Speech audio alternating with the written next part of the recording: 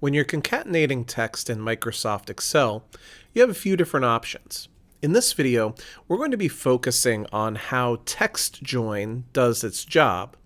But as part of this, let's go ahead and compare it with a very likely competitor that you may have already used before called CONCAT. So let's start off with this. Let's start with what is concatenating text. Concatenating is just a $5 word for putting multiple pieces of text together. So you've seen this a million times in your life. If you see somebody's first name and you see their last name, putting their first name and their last name together is concatenating it. And so anytime that you have multiple pieces of text content and you want to put them together, you are, quote unquote, concatenating it.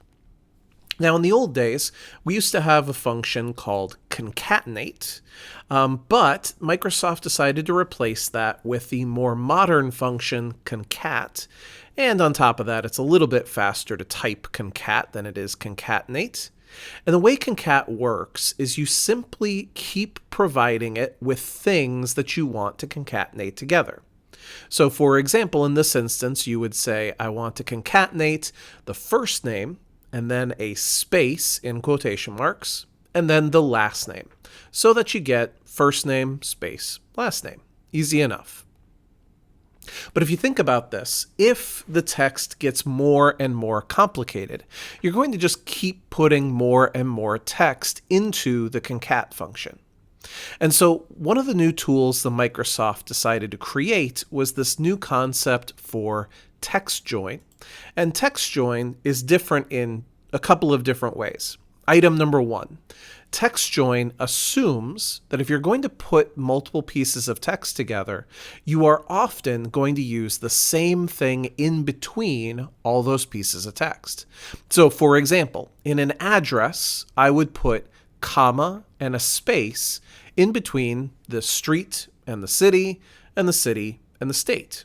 So I would have a common delimiter of a comma and a space in between those different entries.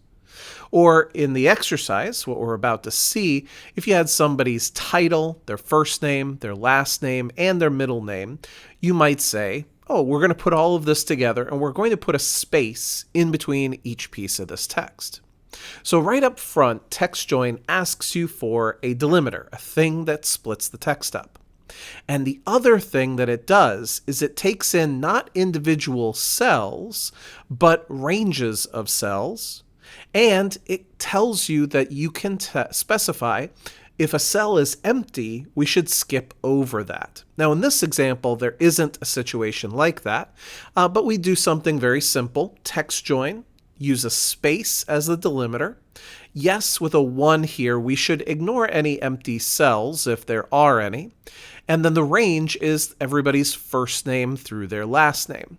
And this would accomplish the same thing the concat function would.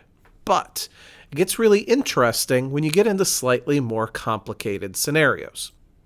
Here we have a situation where we have a title, first name, middle name, and last name.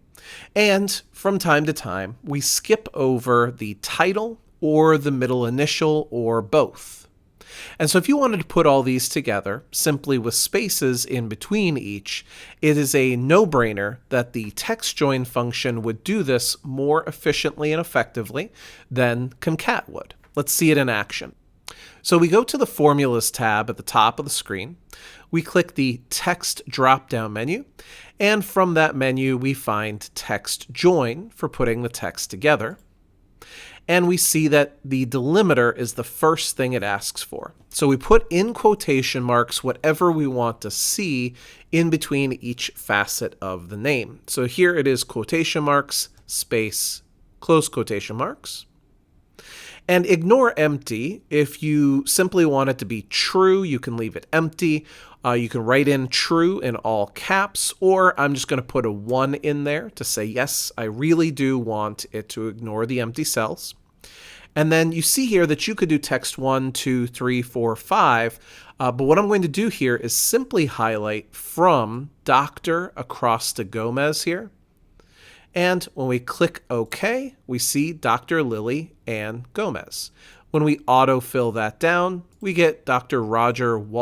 Walter Roger Nessel, the Reverend here, a middle initial, and also people who did not specify a title or a middle name. Now, what would you do in a slightly more complicated situation? So if I told you that I wanted to see a last name, a comma, a space, and then the first name and the middle initial with spaces in between those, how would we accomplish that?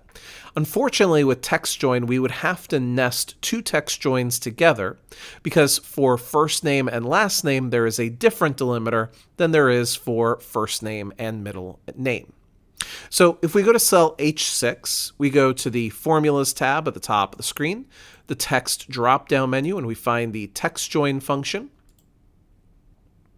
The first thing I'm going to do is I'm going to put the text together here with quotation marks, comma, space, close quotation marks.